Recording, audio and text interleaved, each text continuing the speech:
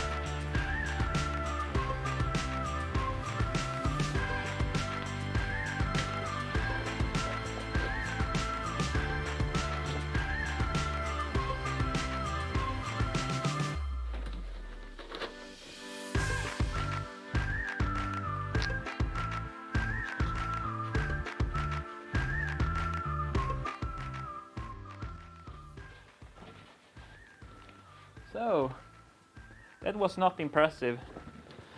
I kept in the range of 105 bars all the way down to 95 bars, but it's not that scientific. If I pull the handle a little bit faster, I can get a higher reading, of course. But all of this I made. Do I get sound when it starts rattling up? If I move the handle real fast, I can get a spray pattern that sounds like a spray can.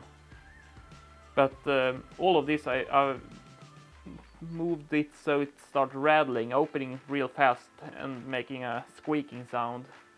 But there are inconsistencies in them, and number one, the top end of the injector was loose, and I don't know if it was when I pick it all apart, but it doesn't feel that way. That I should be able to move that one, so that's a concern. The good thing about this is these you can change with the engine in the car. They are really easy to reach and everything, so I'm not worried about that. But I might consider to get some other injectors for this car if I put a lot of money in them. So I'll wait and see on that one. Let's take the intake manifold off now.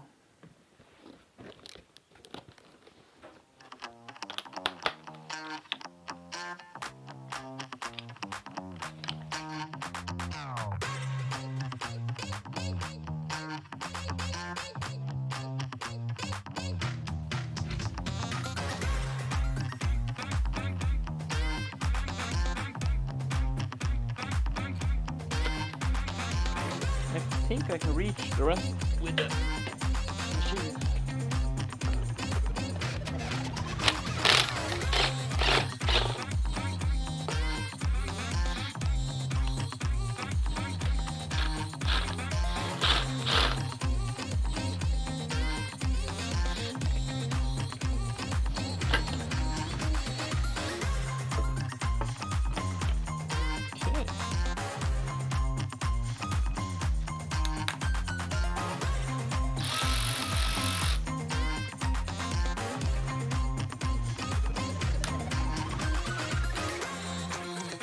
Oh, damn it. That's not good.